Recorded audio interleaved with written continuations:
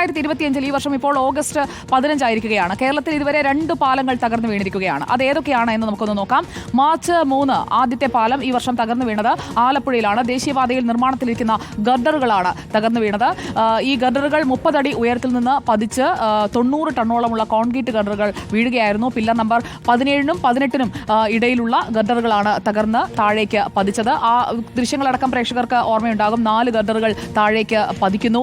ആളുകളൊന്നും അവിടെ നിൽക്കുന്നില്ലായിരുന്നു. അതുകൊണ്ട് വലിയ ആശങ്ക ആ ഒരു കാര്യത്തിൽ ഉണ്ടായില്ല എന്ന് മാത്രം. അപ്പോൾ പില്ലർ നമ്പർ 17നും 18നും ഇടയിൽ മാവേലിക്കരയിൽ നിർമ്മാണം പുരോഗമിക്കുന്ന പാലത്തിന്റെ ഗർഡറായിരുന്നു രണ്ടാമത്തേത്. അത് ഈ മാസം തന്നെയാണ്, ഓഗസ്റ്റ് 4. ഈ മാസം എടുത്തു നോക്കുകയാണെങ്കിൽ അപ്പോൾ രണ്ടാമത്തെ അപകടമാണ് ഉണ്ടായിരിക്കുന്നത്. ഈ ഗർഡർ തകർന്നു വീണ ഈ സംഭവം, അത് പതിക്കുന്നത്, ആ പാലത്തിൽ നിന്ന് താഴേക്ക് പോകുന്നത്, അതൊക്കെ നമ്മൾ കണ്ടതാണ്. അതിലെന്താണ് ആദ്യഘട്ടത്തിൽ അപകടം ഉണ്ടായത് എന്ന് നമ്മൾ നോക്കുന്നതിലേക്കും കാര്യങ്ങൾ എത്തിയിരുന്നു. മാവേലിക്കരയിൽ നിർമ്മാണം പുരോഗമിക്കുന്ന പാലത്തിന്റെ ഗർഡറാണ് കോൺക്രീറ്റ് ചെയ്യുന്നതിനിടയിൽ ഈ അപകടത്തിൽ പെട്ടത്. ആ പാലത്തിന്റെ ദൃശ്യം പ്രേക്ഷകർക്ക് കാണാൻ സാധിക്കുന്നുണ്ട്. പാലത്തിന്റെ ഗർഡർ തകർന്ന് അവിടെ അച്ചൻകോവിലാറാണ്. അച്ചൻകോവിലാറ്റിലേക്ക് വീഴുകയായിരുന്നു. 2 തൊഴിലാളികളുടെ മരണം സംഭവിച്ചു എന്നതാണ് അതിലെ ഏറ്റവും പ്രധാനപ്പെട്ട കാര്യം.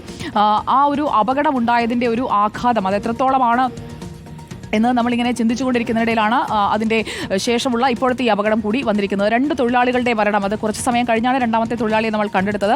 അതിനുശേഷം നടപടിയിലേക്ക് വരികയാണ്. ഈ തൊഴിലാളികളുടെ മരണം കൂടി സംഭവിച്ചതുകൊണ്ട് ചെന്നിത്തല ചെട്ടികുളങ്ങര പഞ്ചായത്തുകളെ ബന്ധിപ്പിക്കുന്ന പാലം തകർന്നതിൽ 3 പൊതുമരാമത്ത് ഉദ്യോഗസ്ഥർക്ക് സസ്പെൻഷൻ ലഭിക്കുകയാണ്. അതാണ് ആ വിഷയത്തിൽ സംഭവിച്ചത്. പാലം നിർമ്മാണത്തിന്റെ കരാറ് കൊടുത്തത് ഇബ്രാഹിംകുട്ടിക്കായിരുന്നു. കൊല്ലം സ്വദേശിയായ ഇബ്രാഹിംകുട്ടിയാണ്. ഇബ്രാഹിംകുട്ടിക്ക് വിലക്ക് വരുന്നു. അതാണ് ആ വിഷയത്തിൽ സംഭവിച്ചത്. ഇനി നമുക്ക് പ്രതിപക്ഷം വിമർശനം ഉന്നയിച്ച കൂളിമാട് പാലത്തെ പറ്റി കൂടി ഒന്ന് പരിശോധിക്കാം. കൂളിമാട് പാലം, അത് കുറച്ച് 3 വർഷം പിന്നിലേക്ക് നമുക്ക് പോകണം. 2022 കൂളിമാട് പാലത്തിന്റെ കാര്യം. കൂളിമാട് പാലം കോഴിക്കോട് മലപ്പുറം ജില്ലകളെ ബന്ധിപ്പിക്കുന്ന പാലമാണ്. തൂണുകൾക്ക് മുകളിലെ സ്ലാബുകളാണ് അവിടെ ഇടിഞ്ഞു വീണത്. പാലത്തിന്റെ ബീം പുഴയിലേക്ക് മറിയുകയായിരുന്നു. അങ്ങനെയാണ് ആ അപകടം ഉണ്ടാവുന്നത്. പണി നടത്തുന്നത് Uralungal labour contractive cooperative society ആയിരുന്നു. 25 കോടി ചെലവിട്ട് നിർമ്മിച്ച പാലമായിരുന്നു. അതാണ് തകർന്നു വീണത്. അതാണ് ആ കൂളിമാട് പാലത്തിന്റെ കാര്യമാണ് ഇപ്പോൾ പറയുന്നത്.